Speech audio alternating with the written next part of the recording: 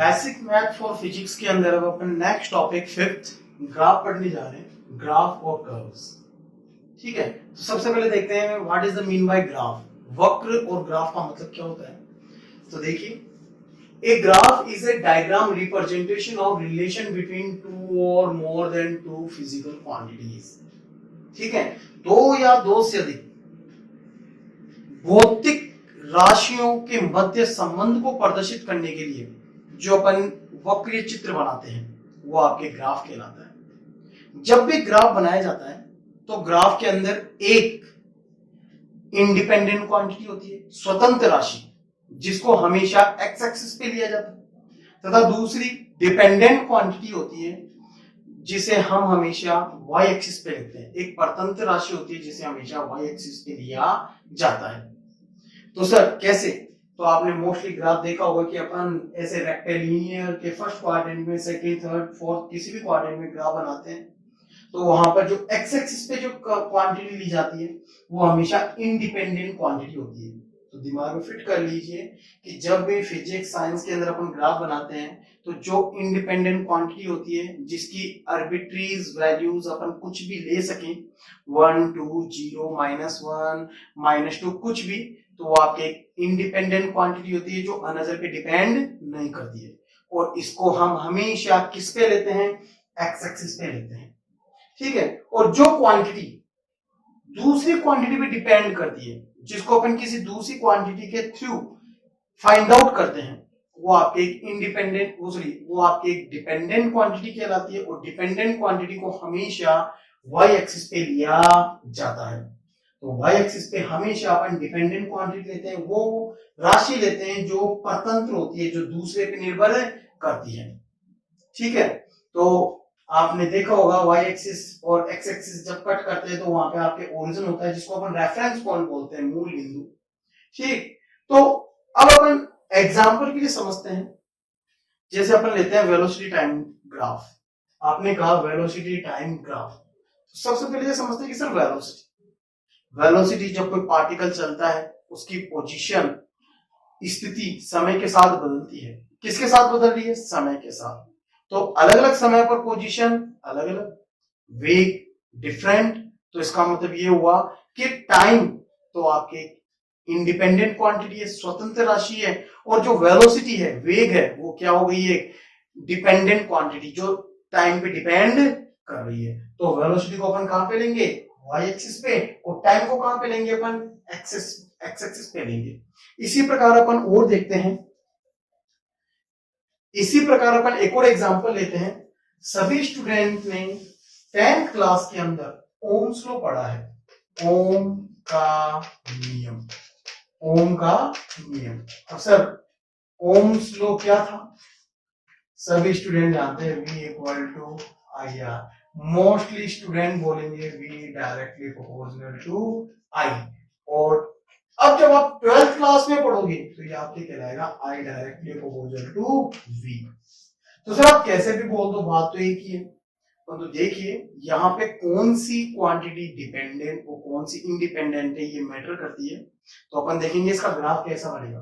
तो ध्यान दें, जब भी अपन ओम्स लॉ का प्रैक्टिकल करेंगे, ठीक है, तो वहां पर अपने पास होती है बैटरी, और बैटरी की वोल्टेज को अपन चेंज कर सकते हैं। तो बैटरी की वोल्टेज को यदि अपन चेंज कर सकते हैं तो वोल्टेज क्या हो गई है? इंडिपेंडेंट क्वांटिटी, क्योंकि वोल्टेज अपन लगा रहे हैं, अपन उसको चेंज कर रहे हैं। तो वोल्टेज एक इंडिपेंडेंट क्वांटिटी। और करंट को अपन इस फॉर्मूले से यहां से निकाल सकते हैं, I बराबर V upon R। Then you can say current क्या होगी? वोल्टेज पे डिपेंड कर रही है। तो इसका मतलब जब आप ग्राफ बनाओगे तो I तो किस पे आएगा? Y एक्सिस पे, और वोल्टेज किस पे आएगा? X एक्सिस पे। तो इसलिए अब आप जब ओम्स लॉ का ग्राफ बनाएंगे तो I को Y एक्सिस पे और वोल्टेज को X एक्सिस पे ही लेना है। तो अब आपको हमेशा जो आपके इंडिपेंडेंट क्वांटिटी है, उसको हमेशा राइट हैंड में रखोगे, और जो आपके डिपेंडेंट क्वांटिटी है उसको आप हमेशा लेफ्ट हैंड में रखोगे। जैसे आपने कई बार एग्जांपल भी देखा है, जैसे आपको दिया हुआ है 2x - y = 5, तो आपको y फाइंड आउट करना है। तो आप y को इस तरफ ले जाते हो, 5 को इधर ले जाते हो, तो y इक्वल टू क्या हो गया 2x माइनस 5। तो y क्या है अननोन क्वांटिटी जो किस पे डिपेंड कर रही है x पे डिपेंड कर रही है, क्योंकि अपन x की वैल्यूज आर्बिट्री कुछ भी 1 2 3 -1 रखते हैं। तो आपके ये बात आपको हमेशा ध्यान रखनी है कि जो इंडिपेंडेंट क्वांटिटी है उसको हमेशा राइट हैंड में रखा जाता है और जो डिपेंडेंट क्वांटिटी होती है उसको हमेशा लेफ्ट हैंड में रखा जाता है।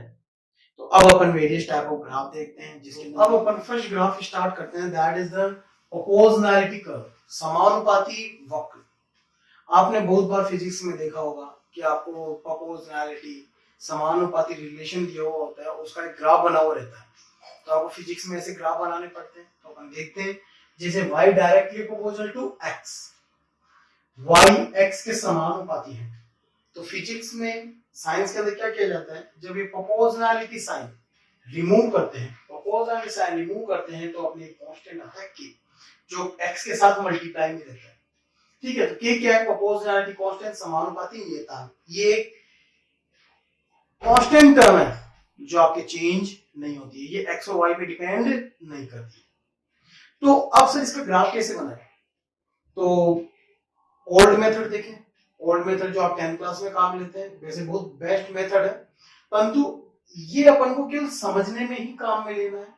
अगर आपको बाद में कहा जाए कि इनका ग्राफ बनाइए, तो आपको ये मेथड काम में लेने के बजाय डायरेक्ट ग्राफ ड्रॉ करना है। वो कैसे बताते हैं जी। तो अब आपको क्या करना है, जैसे अपन ओल्ड मेथड में देखते हैं कि सर x की वैल्यू पुट कीजिए, x is the independent, y is the dependent, x की वैल्यू पुट की 0, तो y की वैल्यू भी कितनी आएगी 0, x की वैल्यू 1 1, तो y equal to k, 2 2k -1 minus k, इसी प्रकार 3 3k। ठीक है, तो सर यहाँ पे यदि अपन इस ग्राफ को ड्रॉ करेंगे तो x की वैल्यू अपन जैसे लेते हैं, जैसे 1 2 3 4, इधर क्या लेंगे k 2k k 2k 3k ये 4k। अब अपन पॉइंट्स लगाते हैं, 0 ये -1 पे इधर, ये माइनस के, ऐसे अपन 2k पे लगाएंगे, ऐसे पॉइंट लगाते जाएंगे। तो अभी ग्राफ कैसा बनेगा, एक straight line passes through the origin. तो आपके जो प्रोपोर्शनैलिटी कर्व होता है वो एक सरल रेखीय वक्र होता है, वह सरल रेखा, वह स्ट्रेट लाइन जो ओरिजिन मूल बिंदु से पासेस होती है। ठीक है, तो ये आपके कहलाता है y डायरेक्टली प्रोपोर्शनल का ग्राफ। तो अब यदि आपको कभी भी कहा जाए कि आपको जैसे कोई बोल दे velocity directly proportional to time, तो ग्राफ बनाइए, ये तो रही वेलोसिटी और ये रहा t टाइम, तो आप एक थोड़ी सी इंक्लाइन लाइन खींच दीजिए जो ओरिजिन से पासेस होती है, ये लो, ये बन गया आपके ग्राफ। ठीक है, तो ये आपके डायरेक्टली प्रोपोर्शनल ग्राफ कहलाता है। अब आपको ऐसे t x इनकी वैल्यू पुट करके y की वैल्यू निकालने की जरूरत नहीं है। तो सर ये तो ग्राफ बन गया, सिंपल सा ग्राफ था। अब ये ग्राफ रिप्रेजेंट क्या करता है ये बताइए। तो एक ग्राफ क्या रिप्रेजेंट करता है, इसका कॉन्क्लूजन पढ़ेंगे अपन। कॉन्क्लूजन यानी इसका मतलब क्या है, निष्कर्ष क्या है इसका, तो यही इंपॉर्टेंट है, इसके बारे में आपको पता होना चाहिए। कॉन्क्लूजन नंबर 1, ये ग्राफ ये रिप्रेजेंट करता है कि जैसे जैसे x की वैल्यू क्या होगी, जैसे जैसे x की वैल्यू इंक्रीज करोगे तो y की वैल्यू क्या होगी, इंक्रीज होगी। x की वैल्यू डिक्रीज करोगे तो y की वैल्यू भी क्या होगी, डिक्रीज होगी। जैसे जैसे x की वैल्यू बढ़ेगी y की वैल्यू बढ़ेगी, और x की वैल्यू डिक्रीज करोगे तो y की वैल्यू भी डिक्रीज होगी। That is named proportionality. ठीक है, समानुपात, जिस अनुपात में y बढ़ेगा उसी अनुपात में x, जिस अनुपात में x बढ़ेगा उसी अनुपात में y भी बढ़ेगा। ठीक है, तो ये कंक्लूजन नंबर 1। अब कंक्लूजन नंबर 2 होता है इसका स्लोप। इस ग्राफ का स्लोप बताइए, तो स्लोप कैसे निकालें।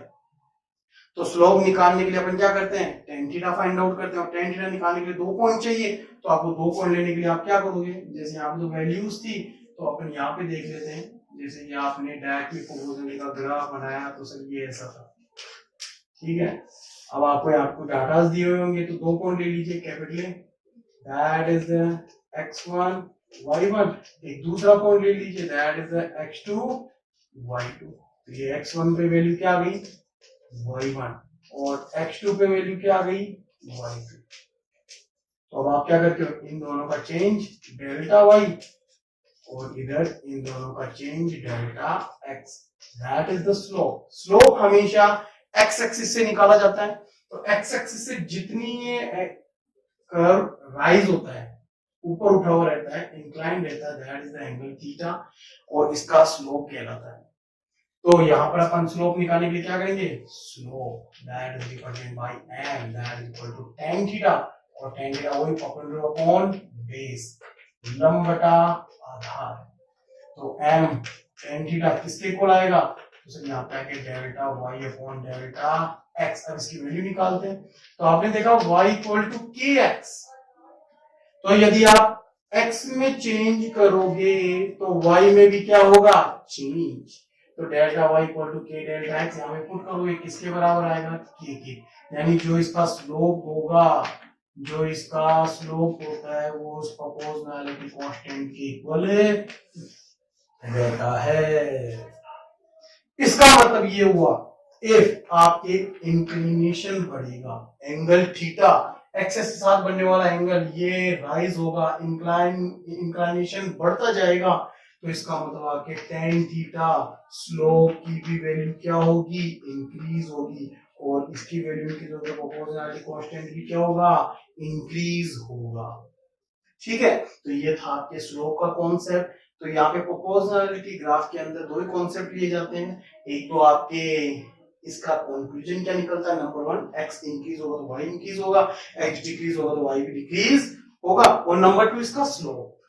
इसका स्लोप हमेशा उस कांस्टेंट को मल्टीप्लाई करता है, उस प्रोपोर्शनैलिटी कांस्टेंट को मल्टीप्लाई करता है जो x के साथ मल्टीप्लाई में रहता है। ठीक है, तो अब सर ये कैसे काम में आएगा, तो इसको समझने के लिए अपन एक एग्जांपल लेते हैं। जैसे आपके 12th क्लास के अंदर ही ये आपको क्वेश्चन दिए हुए हैं, तो इनके अपन देखते हैं क्वेश्चन क्या है। ये 12th क्लास की बोर्ड एग्जाम के अंदर भी क्वेश्चन आया हुआ है। तो फर्स्ट क्वेश्चन है सबसे simple, Ohm's law. Ohm's law पे लेंगे अपन। आपको ओम्स लॉ का ग्राफ दिया हुआ है, इधर I और इधर दिया हुआ है V। ठीक है, वैल्यूज दे रखी है 2, 4, 6, 8, इधर दे रखी है 0.1, 0.2, 0.3, 0.4। ये स्ट्रेट लाइन बनी हुई है ये। ठीक है, तो अब क्वेश्चन है इसका रेजिस्टेंस फाइंड आउट करो, R फाइंड आउट करो। तो R फाइंड आउट करने के लिए आप क्या करोगे सर, R इक्वल टू क्या होता है, delta V upon delta I। तो डेल्टा V कैसे फाइंड आउट करें, कोई दो पॉइंट, उनके वोल्टेज का डिफरेंस, कोई भी दो पॉइंट ले लीजिए। जैसे अपन ले लेते हैं एक तो ये और एक ले लिया, ऐसे नहीं तो फर्स्ट और लास्ट ले लीजिए। ठीक है, कोई भी दो पॉइंट ले लीजिए। जैसे अपन भी यहाँ पे फर्स्ट और लास्ट ले लेते हैं। ठीक है, अपन ने एक तो ये ले लिया और एक इसके रेस्पेक्ट ये यहाँ पे कट कर रहा है। तो अपन ने केवल ये दो पॉइंट लिए हैं। एक तो ये 0, 0, तो ये डिस्टेंस कितनी हो गई, 8 volt, that is equal to delta V। और ये क्या हो गया, डेल्टा I कितना हो गया, 0.4 एम्पियर। तो ये तो आपके पास R कितना होगा, डेल्टा V। वोल्टेज में चेंजेस कितना मिला, लास्ट में से इनिशियल घटाया, 8 में से 0 गया 8, तो डेल्टा V हो गया 8 वोल्ट अपॉन करंट कितनी, वही इसके रेस्पेक्ट लास्ट कौन था 0.4, इसमें से 0 घटाया तो 0.4 एम्पियर। 80 अपॉन 4 कितना आ गया, 20 ओम। अब चाहो तो आप कोई से भी दो पॉइंट ले लीजिए, इनके रेस्पेक्ट करंट ले लीजिए और सोल्व कर लीजिए, आंसर हमेशा यही आएगा। एक क्वेश्चन आपकी ये भी है, एग्जांपल नंबर 2। आपको दे रखा है I और B के बीच में दो ग्राफ बना रखे हैं, A और B। बताइए किसका रेजिस्टेंस ज्यादा होगा, A कर्व का या B कर्व का। तो सर इसका पता कैसे करें, तो इसका पता करने का सिंपल सा तरीका है। यहाँ पे आपको दो चीजों को कंपैरिजन करना है। सबसे पहले आप जानते हैं कि I directly opposite to B होता है। ठीक है, तो sir v equal to I R क्या निकालना है, आर निकालना है, R equal to V upon I. नीचे वाली टर्म को हमेशा जो डिनोमिनेटर में टर्म आती है उसको क्या कर लो, कांस्टेंट। जैसे अपन डिनोमिनेटर वाली टर्म यानी कि जो वैल्यू निकालनी है उसका फॉर्मूला लेके डिनोमिनेटर वाली टर्म को कांस्टेंट कर देंगे, तो इसका मतलब ये हुआ आर वी के क्या हो गया, डायरेक्टली प्रोपोर्शनल। जिसका वोल्टेज ज्यादा उसका रेजिस्टेंस भी ज्यादा। अच्छा कैसे, तो आपने क्या किया, आई को कांस्टेंट कर दिया, तो कोई भी एक वैल्यू ले लीजिए। जैसे ये आई को अपन ने कांस्टेंट कर दिया तो यहाँ से लाइन ड्रॉ कर दो, ये इसको यहाँ पे कट करेगी, तो ए का वोल्टेज हो गया वी ए और बी का वोल्टेज हो गया वी बी। किसका वोल्टेज ज्यादा है, वीबी का वोल्टेज ज्यादा है वी ए से, तो इसका मतलब बी का रेजिस्टेंस भी ज्यादा होगा ए से। तो ऐसे क्वेश्चन, कंपैरिजन के क्वेश्चन आते हैं अपने डायरेक्टली प्रोपोर्शनलिटी कर्व में, ठीक है। तो और भी अपन देखेंगे डायरेक्टली प्रोपोर्शनलिटी कर्व, इसके एग्जांपल्स क्वेश्चंस के अंदर बाद में। तो ये आपके फर्स्ट कर्व कंप्लीट हो गया जो आपके कहलाता है डायरेक्टली प्रोपोर्शनलिटी ग्राफ। आपके नंबर 2 है इनवर्सली प्रोपोर्शनलिटी कर्व, व्युत्क्रमानुपाती वक्र, ठीक है। जब आपके y inversely proportional to x यानी y ऊपर और x नीचे, या फिर आपके y inversely proportional to x की पावर n यानी आपके जब x की पावर n y के व्युत्क्रमानुपाती हो, उल्टे क्रम पे हो, y ऊपर x नीचे, तो ये आपके व्युत्क्रमानुपाती कर्व कहलाता है। तो जब अपन प्रोपोर्शनल से रिमूव करते तो अपने क्या आता है, कांस्टेंट, दैट इज के y equal to k upon x, ठीक है। वेयर के प्रोपोर्शनलिटी कांस्टेंट, समानुपाती होता है, क्योंकि आपने समानुपाती चिन्ह को हटाया, रिलेशन विद समानुपाती है परंतु चिन्ह प्रोपोर्शनलिटी है, प्रोपोर्शनलिटी कांस्टेंट। तो इसका कर्व यदि अपन बनाते हैं तो इसका कर्व कैसा आता है, इसका कर्व आता है हाइपरबोलिक कर्व, अतिप्रवृत्ताकार। इसलिए अतिप्रवृत्ताकार कैसा होता है, इसके लिए हम देखते हैं ओल्ड मेथड। यदि x की वैल्यू 0 हो, x की वैल्यू 0 को करेंगे तो k अपॉन 0 कितना होता है, इनफाइनाइट। x की वैल्यू 1 तो y बराबर कितना होगा, k। x की वैल्यू 2 तो y बराबर कितना होगा, k by 2। जैसे जैसे x की वैल्यू बढ़ रही है k की वैल्यू क्या हो रही है, इंक्रीज। और जब x इनफाइनाइट होगा तो y कितना हो जाएगा, 0। तो जब इसका ग्राफ ड्रॉ करते हैं तो आपने क्या देखा, जब x की वैल्यू 0 होगी तो y इनफाइनाइट से इनफाइनाइट कैसे ड्रॉ करें, तो इसका मतलब इसके पैरेलल, इसको टच नहीं करेंगे। अब जैसे जैसे x की वैल्यू इंक्रीज हो रही है y की वैल्यू क्या हो जाएगी, डिक्रीज डिक्रीज डिक्रीज, ठीक है। और ये इसके पैरेलल हो गया, ये भी इनफाइनाइट जा रहा है। जैसे जैसे x की वैल्यू इंक्रीज हो रही है वैसे वैसे y की वैल्यू इंक्रीज होती जा रही है। ये फर्स्ट क्वाड्रेंट और थर्ड क्वाड्रेंट दोनों में बनता है ऐसे, ठीक है। तो इसका कंक्लूजन क्या निकला, इसका कंक्लूजन ये होता है कि आपकी यदि x की वैल्यू इंक्रीज करेंगे तो y की वैल्यू भी, x की वैल्यू इंक्रीज करेंगे तो y की वैल्यू क्या होगी, इंक्रीज होगी। x की वैल्यू डिक्रीज करेंगे तो y की वैल्यू क्या होगी, इंक्रीज होगी। That is the inversely relation, व्युत्क्रम संबंध। ये व्युत्क्रम संबंध कहलाता है, ठीक है। अब एग्जांपल के लिए हम देखते हैं ग्राफ बनाया कहां पे जाता है। तो आपने 11th क्लास या 10th क्लास में देखा होगा, जो ग्रेविटेशनल फोर्स होता है वो अपने दो पार्टिकल के बीच की डिस्टेंस के स्क्वायर के इनवर्सली प्रोपोर्शनल होता है। दोनों पिंडों के मध्य की दूरी के वर्ग के व्युत्क्रमानुपाती, तो f व्युत्क्रमानुपाती r स्क्वायर। तो जब f वर्ग का r दूरी के साथ वक्र बनाएंगे तो इनवर्स अतिप्रवृत्ताकार आता है। चाहे से r हो, चाहे से r स्क्वायर हो, चाहे से r क्यूब हो, सभी का ग्राफ अतिप्रवृत्ताकार प्रकार नहीं बनता है, ऐसा ही बनता है, ठीक है। सो डिफरेंस क्या होता है, तो डिफरेंस को अपन समझने के लिए एक एग्जांपल लेते हैं। उसके पहले ये दोनों फोर्स डिस्टेंस स्क्वायर के इनवर्सली प्रोपोर्शनल है, तो ये आपके एक लॉ कहलाता है जिसको क्या बोलते हैं, inverse square law of distance.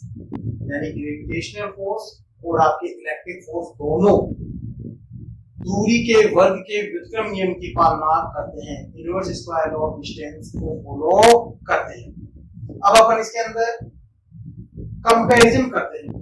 जैसे मैं एग्जांपल लेता हूं, v इक्वल टू आपको दे रखा है kq अपॉन स्मॉल r, ठीक है। और एंड आपको दे रखा है e equal to kq upon r square. आपको क्या करना है, e एंड v का ग्राफ आर डिस्टेंस के साथ होगा, ठीक है, ये ग्राफ बनाना है e and b versus r distance के साथ। तो आप यहाँ पे क्या देख रहे हो, sir B inversely proportional to R के कर्मानुपाती और E inversely proportional to R square. जब आप इनका ग्राफ बनाओगे तो सर आपने कहा था अभी क्या कि दोनों का ग्राफ कैसा होगा, एक जैसा ही बनेगा। तो सर डिफरेंस क्या होगा, तो डिफरेंस को जानने के लिए सबसे पहले अपन पावर एक का ग्राफ बनाते हैं। माना ये आपके v का ग्राफ है, मान लो आपके ये v का ग्राफ है, ठीक है, that is v inversely proportional to r, v r के समानुपाती का वक्र ऐसा है। तो सर इसका वक्र कैसा बनेगा, आप देख रहे हो कि यदि r की वैल्यू 1 ले तो v equal to k, r की वैल्यू 1 ले तो e इक्वल टू k, यानी r इक्वल टू 1 पर दोनों के मान क्या आ रहे हैं, सेम, कितने, यानी दोनों का यहाँ पे कट जाएगा। अब अपन देखते हैं कि यदि r की वैल्यू को यदि अपन इंक्रीज करेंगे तो r की वैल्यू को इंक्रीज करेंगे तो v क्या होगा, v क्या होगा, डिक्रीज होगा, बट e क्या होगा, रैपिडली ज्यादा डिक्रीज होगा। तो e ज्यादा डिक्रीज होना चाहिए, यानी इसका ग्राफ स्टीपर रूप से नीचे की तरफ जाएगा, यानी इसका स्लोप इंक्रीजिंग ज्यादा होगा। जैसे ये इधर से स्टार्ट होता है और ये इसके नीचे की तरफ जाता है, ये इनका ग्राफ हो गया यूनिवर्सिटी को आर्ट्स। तो जिसकी पावर 1 है वो ग्राफ ऊपर की तरफ रहता है और जिसकी पावर 2 होती है वो ग्राफ नीचे की तरफ स्टीपर रूप से जाता है। ये हो गए दोनों ग्राफ के बीच में कंपैरिजन, ठीक है। तो आपको बस ये ध्यान रखना है इनवर्सली प्रोपोर्शनलिटी का ग्राफ अति प्रवलयाकार हाइपरबोलिक बनता है, जिसकी शेप ऐसी होती है, जिसका x बढ़ता है तो y की होती जाती है, ठीक है। अब नंबर 3 ग्राफ आता है आपके कांस्टेंट टर्म ग्राफ, नियत राशि का वक्र। वह राशि जो किसी दूसरी राशि पे निर्भर नहीं करती है, फिक्स रहती है, कांस्टेंट रहती है, तो उसका सर ग्राफ कैसा आएगा। तो सर जैसे अपन एग्जांपल लेते हैं y c, c is a constant, c की वैल्यू प्लस भी हो सकती है माइनस भी हो सकती है, परंतु तो यहाँ पर कहीं पर भी x नहीं है, इसका मतलब ये x पर निर्भर नहीं करती। इसका मतलब ये होगा कि आप x का चाहे से मान कुछ भी रखिए, चाहे से उसको बढ़ाइए चाहे से घटाइए, आपके y तो क्या रहेगा, c कांस्टेंट ही रहेगा। तो x की वैल्यू अपन कुछ भी रखेंगे, y तो क्या मिलेगा, कांस्टेंट। यदि पॉजिटिव वैल्यू है तो आपके ऊपर, नेगेटिव वैल्यू है तो ये किधर मिलेगा, नीचे, ठीक है। ये कांस्टेंट टर्म का ग्राफ कहलाता है। ये क्या होती है, ये एक लाइन होती है, straight line, straight line parallel to x axis, x अक्ष के समांतर सरल रेखा, ठीक है। ये कांस्टेंट टर्म ये राशि के वक्र को प्रदर्शित करती है। जैसे एग्जांपल के लिए समझने के लिए अपन लेते हैं, आपको दिया हुआ है जो वोल्टेज है वो है KQ अपॉन कैपिटल R, जहां R है त्रिज्या, रेडियस, R क्या दे रखी है, रेडियस। अब आपको कहा गया कि आपको V वर्सेस स्मॉल r,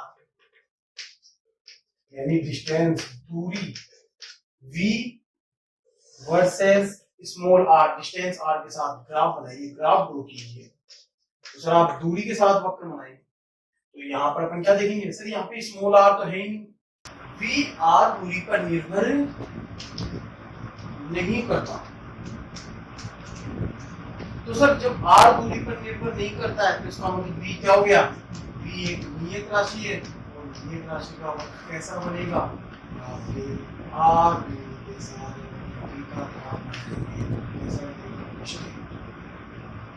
ठीक है।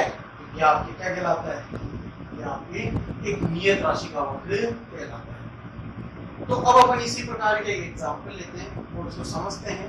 आपने 3 वक्र पढ़े, डायरेक्टली प्रोपोर्शनल, इनवर्सली प्रोपोर्शनल और एक कांस्टेंट टर्म का ग्राफ, और अपन इसको समझने की कोशिश करते हैं वक्र कैसे बनाए जाते हैं, ठीक है। अब अपन एक क्वेश्चन सॉल्व करते हैं, ठीक है, जिसमें draw the graph of E electric field with distance small r from the centre, यानी स्मॉल r एक डिस्टेंस है जो हमें उसके सेंटर से लेनी है, किसके सेंटर से?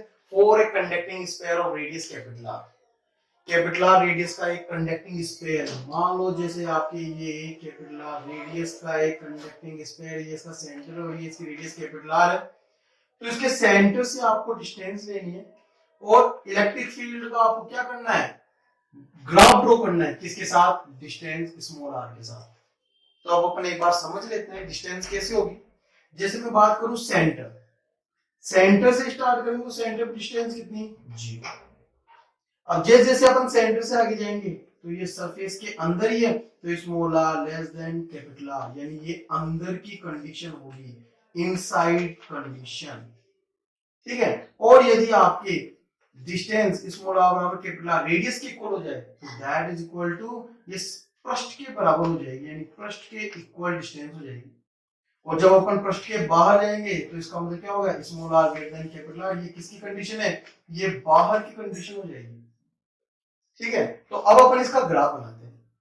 तो सर ग्राफ कैसे बनाया? हमने तो इलेक्ट्रिक फील्ड के फॉर्मूले पढ़े ही, तो माना एक बार फॉर्मूले ये है तो अपन सोल्व करके देखते हैं, क्योंकि अपने ग्राफ पढ़ लिए तो ग्राफ को ही अपन को इसमें काम में लेना है। तो कैसे? तो आपको क्वेश्चन दिया हुआ है कि इनसाइड इलेक्ट्रिक फील्ड कितनी है? 0, यानी अंदर, अंदर सेंटर भी आता है तो सेंटर और अंदर इलेक्ट्रिक फील्ड कितनी लेनी है?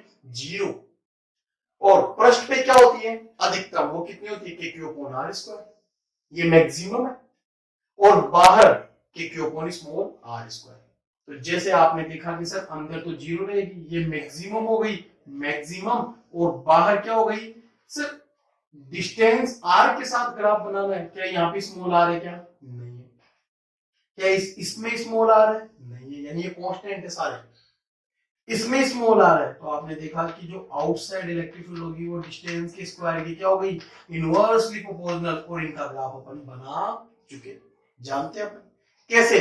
तो अपन जानते हैं जब डायरेक्टली प्रोपोर्शनल हो तो अपने एक straight line passes through the origin, और जब आपके inversely proportional y inverse equal to x हो या x स्क्वायर हो तो उसका ग्राफ हाइपरबोलिक, रेक्टेंगुलर हाइपरबोलिक बोलते हैं इसे। और आपकी यदि कांस्टेंट टर्म हो जो किस पे डिपेंड नहीं करती तो वो एक पैरेलल लाइन होती है टू द एक्स एक्सिस।